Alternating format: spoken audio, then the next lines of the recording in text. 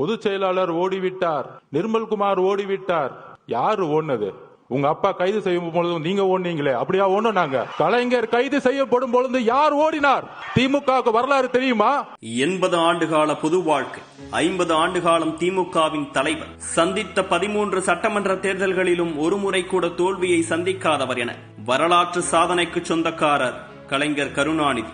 அவரின் அரசியல் வாழ்க்கையில் பல மேடு பள்ளங்களை பார்த்திருந்தாலும் ஜூன் 29, 2001 நள்ளிரவை போல ஒரு நாளை அவர் சந்தித்திருக்க மாட்டார். 2001ஆம் ஆண்டு ஜெயலலிதா முதல்வராக பதவியேற்றதும் சென்னை மாநகர ஆணையராக ஆச்சார்யாலுவும் டிஜிபியாக ரவீந்திரநாத்தும் நியமிக்கப்பட்டனர். கலைஞரின் கைது நடவடிக்கைகள் ரகசியமாக மேற்கொள்ளப்பட்டன. உள்ளாட்சி மன்றங்களுக்கு வண்ண தொலைக்காட்சி பெட்டிகள் வாங்கியதில் நடந்த ஊழலில் 1996 டிசம்பர் 7 அன்று கைதான ஜெயலலிதா சுமார் 28 நாட்கள் சென்னை மத்திய சிறையில் இருந்தார். இதற்கு பழிதீர்க்கும் விதமாகவே சென்னை மாநகராட்சியின் மேயராக ஸ்டாலின் இருந்தபோது கட்டிய 9 மேம்பால பணிகளில் ஊழல் நடைபெற்றதாக ஜூன் 29ஆம் தேதி இரவு 9 மணியளவில் காவல்துறை வழக்கு பதிவு செய்ததாக சொல்லப்பட்டது.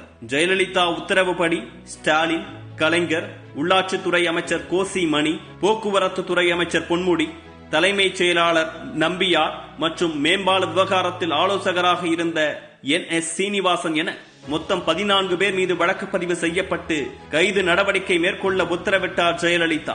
மு.க. ஸ்டாலின் பெங்களூரு சென்றிருந்ததால் அவரை கைது செய்ய முடியவில்லை. ஆலிவர் ரோட்டில் இருந்த கனிமொழி வீட்டின் கதவுகளை உடைத்து உள்ளே சென்று கலைஞரை குண்டுக்கட்டாக 15 படிகளில் தரதரவென இழுத்து வந்து கைது செய்தது சென்னை கமிஷனர் முத்துக்கருப்பன் தலைமையிலான காவல்துறை குழு.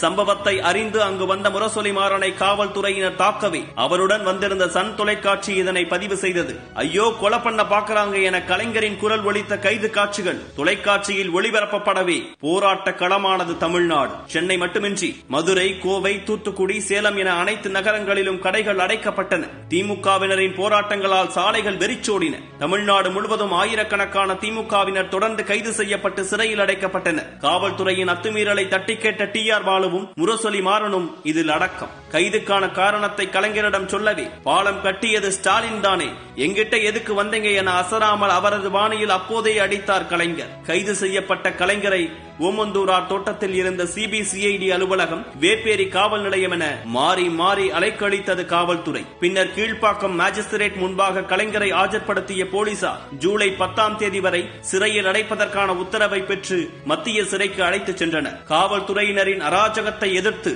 சிறை வாசலில் அமர்ந்து தர்ணாவில் ஈடுபட்டார் 78 வயதான மூத்த அரசியல்வாதி கலைஞர் கருணாநிதி.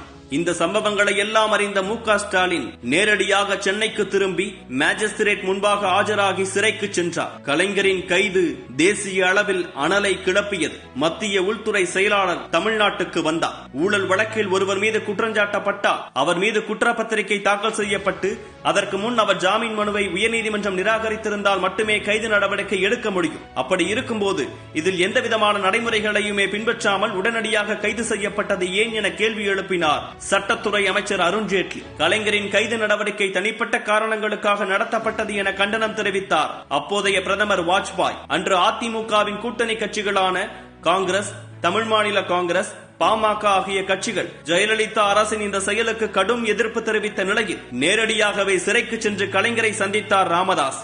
இதற்கிடையே பல்வேறு காரணங்களுக்காக கவர்னர் பாத்திமா பீவியும் பதவி விலக நேர்ந்தது. இந்த தொடர் சம்பவங்களால் ஜெயலலிதாவுக்கு சிக்கல் ஏற்படவே ஜூலை 4ஆம் தேதி கலைஞரும் ஜூலை 6ஆம் தேதி மு.க. ஸ்டாலினும் ஜாமீனில் விடுவிக்கப்பட்டனர். இந்த மேம்பால ஊழல் வழக்கு தொடர்பாக இன்று வரை காவல்துறையால் குற்றப்பத்திரிகை தாக்கல் செய்ய முடியவில்லை.